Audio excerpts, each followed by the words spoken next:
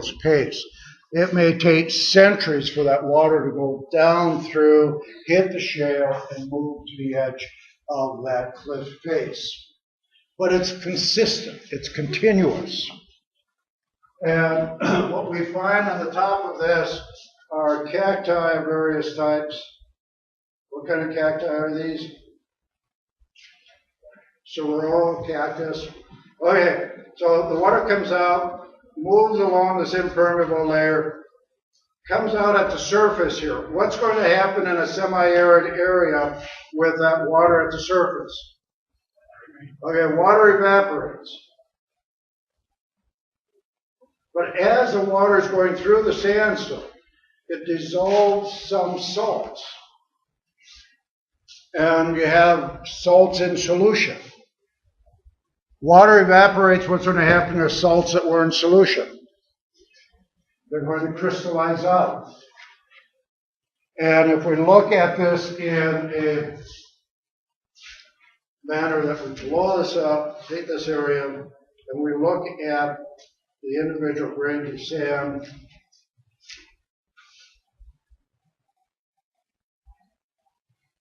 remember, sand grains are between 1/16 and 2 millimeters, so they're extremely, extremely small. So water gets in here, flows in through here, crystallizes, and when the salt crystal forms, it expands like ice, and this particle of sand goes cascading down. So literally, at the very edge, the salt formed, and grain by grain by grain, this sand is being removed from this area. So over a period of time, what we'll have is a cavity that has been etched out by salt crystallization. The Native Americans, probably in about 900,000 AD, found these things, and they were ideal. They provided protection from the elements during the summer. The back of this was in shade. In winter, when the sun had low sun angle, these areas were heated by solar radiation. So they had solar cooling and warming in that area. This area up here could be used for agriculture. They had running water. As the water was dripping down through, they carved little cavities in the shale, so the water accumulates there. They could literally sit there for months and not move out of the area. If they had harvested their crops, they could stay in this area and not move out. And you think of a defensive position. Anybody trying to get down this thing, you're going to be standing down here with a spear point poking up as the guy's coming down. What they did was they carved recesses in the sandstone face. So when you went up or down, your hands and feet were all occupied. I mean, if your hands and feet are all occupied, you're not a very strong fighting force. And anybody below can dispatch you without any difficulty. And this area was such that they lived here in relative peace because nobody could do anything about it. It wasn't adequate technology. Now all we'd have to do is lob a grenade in here and you'd wipe them out. But this notch would accommodate a 3-story facility. I mean, it was only 18 to 21 feet high, but literally 3 stories could be built into these notches. And they would go back 15 or 20 feet. Multiple rooms in these things, and they would stretch across the entire face of that cliff. The civilization known as the Anasazi disappeared. They disappeared not because of hostile activities, but slight climatic change. Whenever we have dry conditions anywhere on the face of the earth, reliability of precipitation drops. It was one of the things we talked about. Low amounts of precip, reliability drops. They went several years without adequate precip for their agriculture. They were starving. They had to leave. And when they left artifacts behind by the ton. and people have picked them up left and right, but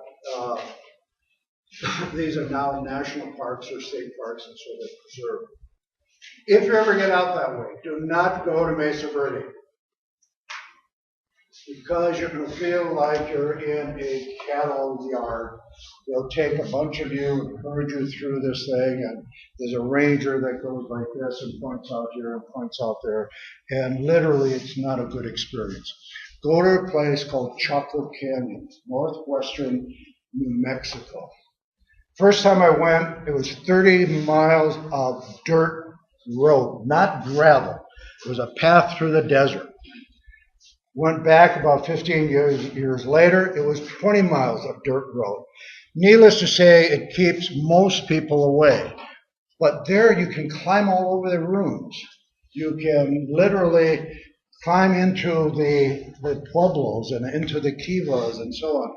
It's really a neat experience. And there's nobody there except a ranger that has been put there to make sure you don't steal everything inside. Great place to go. But again, physical weather, salt crystallization. 3.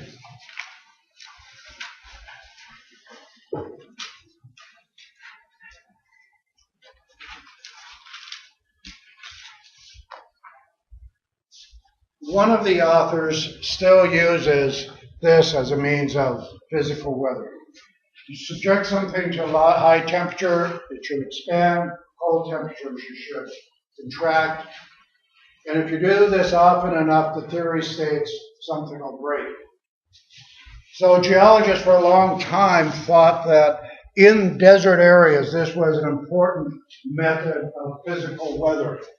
Because what they would find is this big mass and then chunks of little pieces around that mass. And they say, well, the only thing that it explains the small broken fragments is expansion and contraction. Well, about 20 years ago, maybe 25 years ago, graduate students decided to test this theory out. And they brought in samples from various deserts, and they went through a heating and cooling cycle. They'd heat it up to well over 500 degrees, then they would cool it down, not gradually, but rapidly, but not, they went through it in a freezer, but just room temperature. They did this cycle 50,000 times, and they saw no indication of physical weathering by thermal expansion. So the question for you is, where did those little particles come from?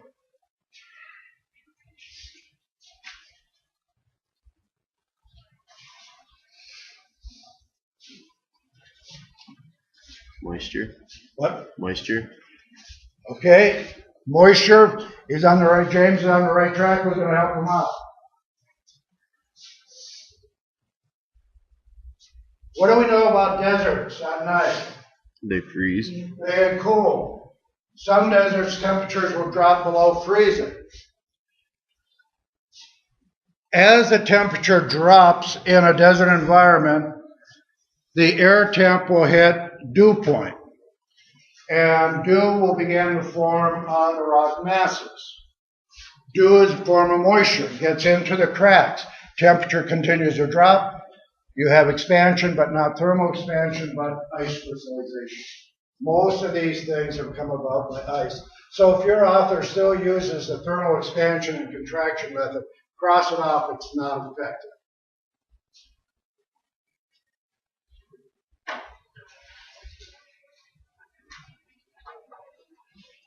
Unloading. Okay, let's see. Who would ask now? Brittany. Okay, Brittany. We have this massive sponge. Okay? You throw a big weight on it. What's going to happen to the sponge? It's going to compress, right? If we leave that weight on it for your lifetime, and we come by after you've expired and take the weight off, what's going to happen to that sponge? It's going, oh, I like that answer. It's going to slowly rise, or it's called rebound. in geology. And what happens with our rock units that are buried? We've got rock units buried